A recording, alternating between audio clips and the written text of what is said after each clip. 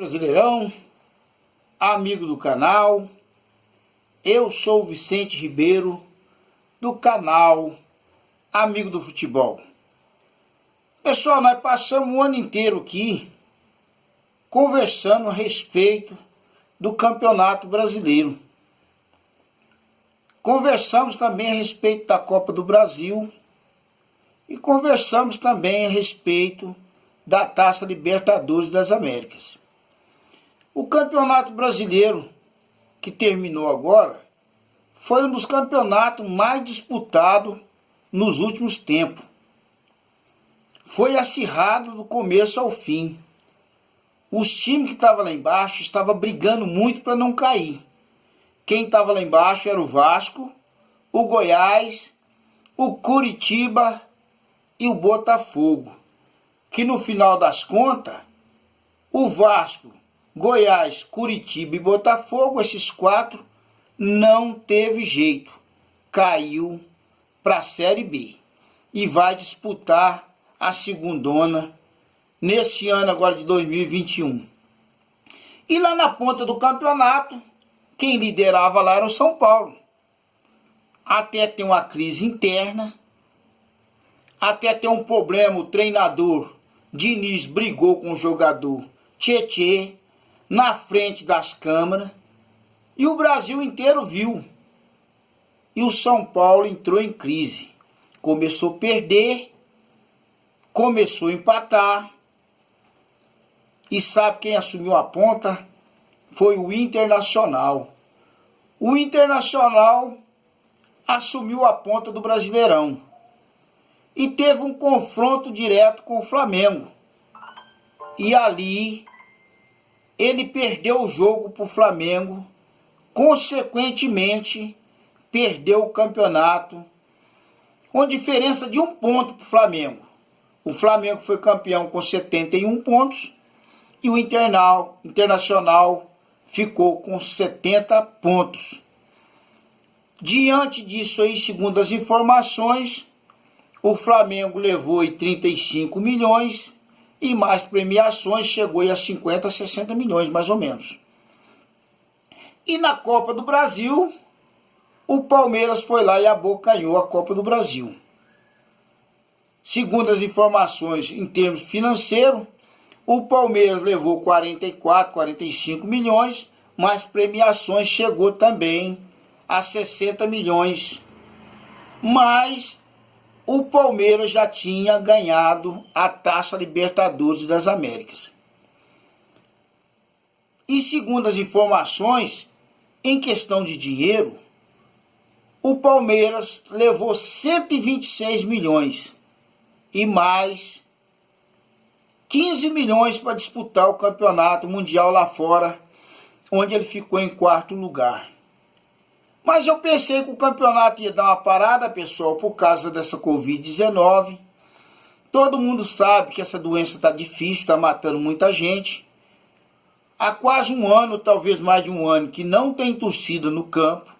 As equipes estão sofrendo muito, porque a maioria do dinheiro vem da torcida, mas o resto, o pouco que tem, é dos patrocinadores, direito de televisão. Então eu pensei que ia dar uma parada, mas não parou não. Os campeonatos estaduais continuam de vento em popa. Mas eu quero falar para vocês mesmo, foi do jogo do Fluminense e do Volta Redonda pelo Campeonato Carioca. E o Fluminense, pessoal, jogou demais. O Fluminense jogou muito. O Fluminense foi na área do Volta Redonda 14 vezes. Enquanto o Volta Redonda foi lá 8 vezes.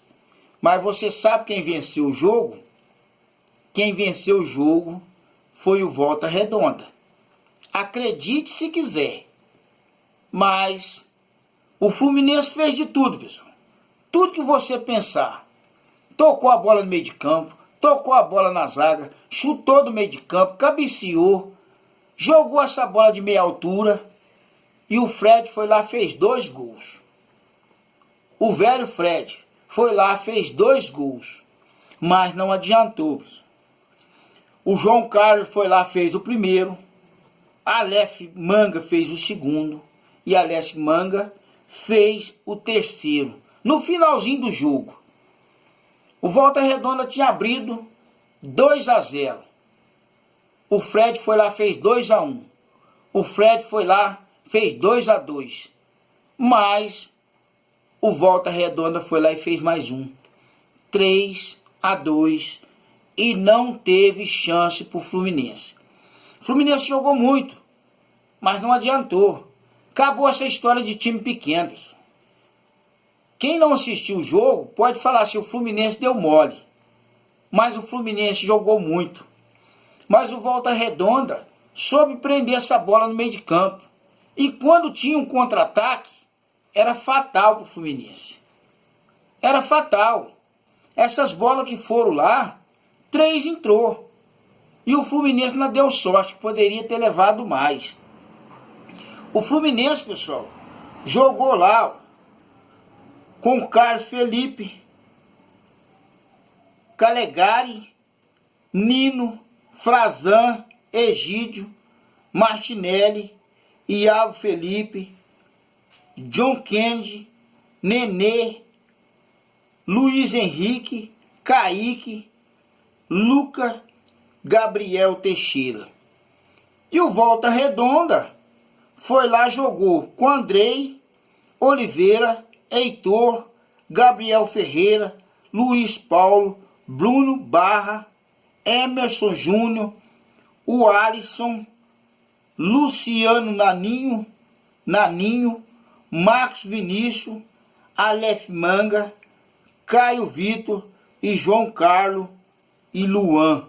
O treinador é Neto Calucci e o treinador do Fluminense é Roger Machado. Então, para mim, pessoal, acabou essa história de time pequeno e time grande. Eu falo que a diferença está no dinheiro. Aquele time que tem dinheiro, ele vai lá e compra aquele jogador que está atuando melhor. Ele vai lá e não preocupa com o pagamento, não preocupa com o valor, não preocupa com a folha de pagamento, enquanto o time pequeno não tem condições, porque o time pequeno, a folha salarial dele não pode passar de 30, 40 mil reais por mês, para cada jogador, vamos dizer assim. E o time que é grande, tem pago aí 300 mil, 500 mil, até 800 mil para um jogador. Eu acho um absurdo. Mas cada time é um time, cada time sabe do seu bolso e cada time sabe o que ele pode contratar. Se é um time grande, se é uma equipe grande, ele tem que contratar jogadores de nível. Jogadores grandes que sabem jogar bem para ele manter o nível dele na Série A. Porque se ele não manter o nível, ele não tiver jogadores bons, vai acontecer igual o Botafogo, caiu para a segunda divisão. Vai acontecer igual o Vasco, caiu para a segunda divisão. E vai acontecer igual o Cruzeiro também, que caiu para a segunda divisão e não conseguiu voltar ainda. A esperança é que volte agora, mas a coisa lá para o Cruzeiro também está feia. Então o Fluminense estava muito bem, até no Campeonato Brasileiro. Ele ficou em 5º lugar com 64 pontos. Foi muito bem no campeonato. Estava com um treinador lá que conseguiu arrumar a casa do Fluminense. Mas ele recebeu uma proposta boa lá para fora. Acabou indo embora e deixou o Fluminense na mão. Aí o Fluminense começou a cair. Eu não sei se ele desfez de alguns jogadores, mas contratou o Fred. O Fred ficou mais machucado do que jogando, mas agora o time deu uma firmada. Mas no Campeonato Carioca já voltou a perder, por mais que está jogando bem, mas perdeu. Perdeu, e isso não é bom dentro do campeonato, porque um time igual o Fluminense, ele luta para ganhar o título. Mas eu vou passar uma coisa para vocês. O Fluminense também deve muito. O Fluminense, segundo as informações que eu obtive, o Fluminense deve 718 milhões 866 mil reais. Então esse dinheiro não é tirado da noite por dia. Eu estou falando, não é nada da minha cabeça. Eu estou falando o que a gente tem, a produção pega essas informações, traz para a gente e foi lido e foi passado também nos outros canais de esporte, que o valor que o Fluminense deve é 718 milhões mais 866 mil reais. Então, uma dívida muito grande. Por isso, talvez o time não tenha condições de contratar ninguém no momento. A gente tem que entender e tem que lutar com as armas que tem. Então, o Fluminense também é um time que está bem estruturado. Tem que trabalhar seu meio de campo, tem que trabalhar sua zaga para não tomar gol, o gol tomou. O ataque até que foi bem, fez 2 gols, mas levou 3. Aí foi ruim pro Fluminense. Tá bom, pessoal? Eu queria que você, por mais que seu time ganhe, não vai, pessoal, fazer aglomeração, não vai para beirada de represa, não vai para beirada de rio, para beirada de praia, porque você pode contaminar, você pode perder sua vida ou contaminar um da sua família e dar ruim, pessoal. Depois você se arrepender, mas pode ser tarde, entendeu? Eu queria que você se inscrevesse no canal, acionasse o sininho, desse seu like, para mim trazer para vocês todas essas informações que eu venho trazendo. Para isso eu continuo agradecendo todo o pessoal lá da Palafitas, o pessoal pobre, o pessoal humilde, que mora lá em cima daqueles rios, daqueles brejos, não tem água para tomar, não tem um asfalto, não tem nada ali, pessoal. Então o pessoal muito humilde. E o pessoal das favelas também, das comunidades. Pessoal muito sofrido também. Muitas das vezes nem emprego não consegue por morar numa comunidade. E também o pessoal lá do campo. Pessoal pobre, pessoal que trabalha muito. Então, muitas das vezes não tem dinheiro para comprar uma boa televisão. Não tem dinheiro para pagar um canal fechado. Mas está sempre ligado no canal, pessoal. Eu agradeço todo esse pessoal aí. Tamo junto, pessoal. Fica com Deus aí. Até o próximo.